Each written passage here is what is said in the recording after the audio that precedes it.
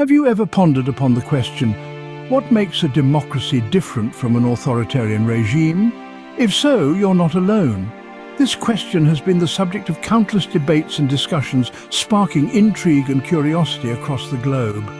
Today, we're taking a deep dive into this fascinating world of political systems, their nuances and intricacies.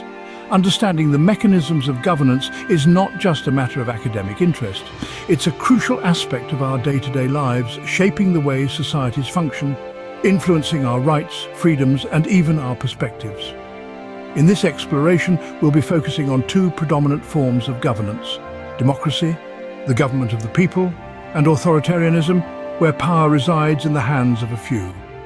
From the town hall meetings of ancient Greece to the iron rule of modern dictatorships, the journey of governance is as varied as it is complex.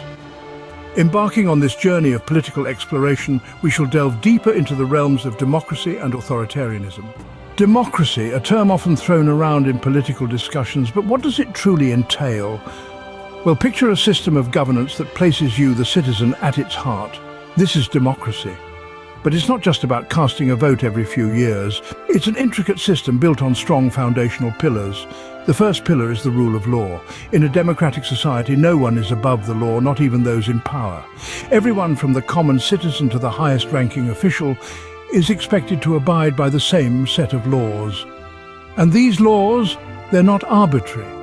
They're designed to protect the rights and freedoms of all citizens, which brings us to the second pillar: the protection of human rights. Democracy cherishes individual freedom. It safeguards rights such as freedom of speech, freedom of assembly, and the right to a fair trial. These rights are considered inviolable, and any infringement is met with swift justice. And then we have free and fair elections, the third pillar. Democracy is characterized by regular, transparent elections. These elections give citizens the power to choose their leaders and hold them accountable. The voice of the people, expressed through their votes, guides the direction of the nation. Finally, we must talk about how power is distributed and exercised in a democratic system. It's not concentrated in the hands of a few, but rather it's dispersed. Power is shared among different branches of government, each with its own responsibilities. This system of checks and balances ensures that no single entity becomes too powerful. Democracy, in its essence, is a delicate balancing act. It's a continuous process of negotiation and compromise, always striving to protect the rights of the individual while ensuring the greater good for all. It's not perfect and it's often messy, but it's a system that strives to be fair, just, and inclusive. In essence, democracy is a system that empowers its citizens and prioritizes their rights and freedoms. On the other side of the spectrum, we find authoritarianism, a stark contrast. But how does it function? Authoritarianism is a system where power is concentrated in the hands of a leader or a governing party, who then wield it with an iron fist. This centralization of power is a key characteristic, and it's often maintained through a cocktail of methods, from coercion to manipulation to outright force.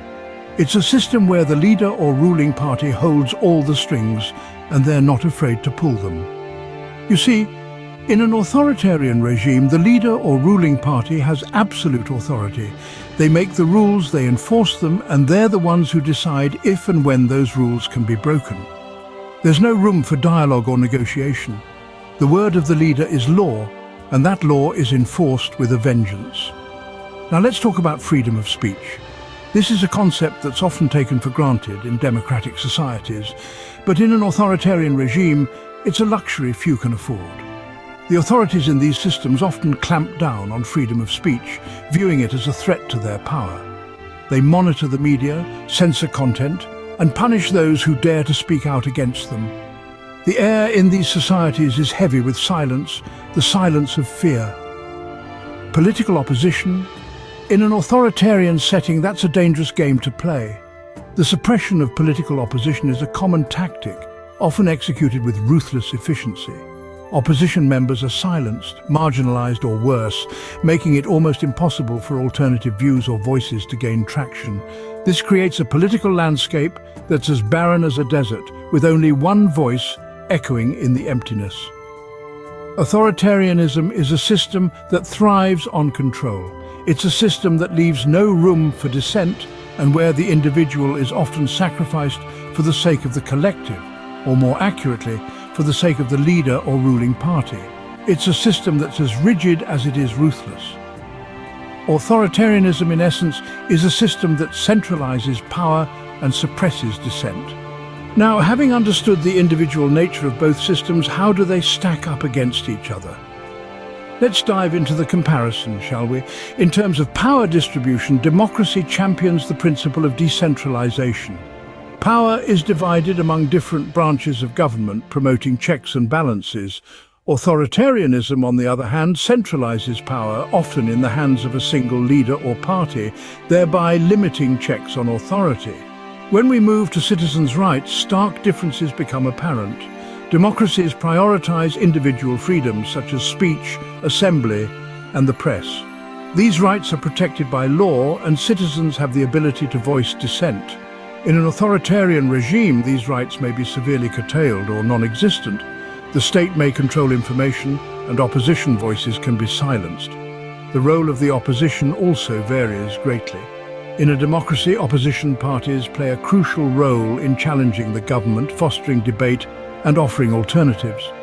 Authoritarian regimes, however, often stifle opposition, viewing it as a threat to stability or continuity. In terms of pros and cons, democracy thrives on participation, diversity of ideas, and accountability, but it can be inefficient and susceptible to populism. Authoritarianism might ensure stability and swift decision-making, but it risks abuse of power, lack of transparency, and limited personal freedoms. Both systems have their unique strengths and weaknesses, and neither is perfect. So it's important to remember that a political system's effectiveness largely depends on its implementation and the cultural, historical, and societal context in which it operates. So, why does understanding these systems matter? Well, the knowledge of political structures is the cornerstone of political literacy. It empowers citizens to make informed decisions, to question, to challenge, and to contribute meaningfully to their societies. It fosters a culture of active participation, where every citizen feels a sense of responsibility towards their nation.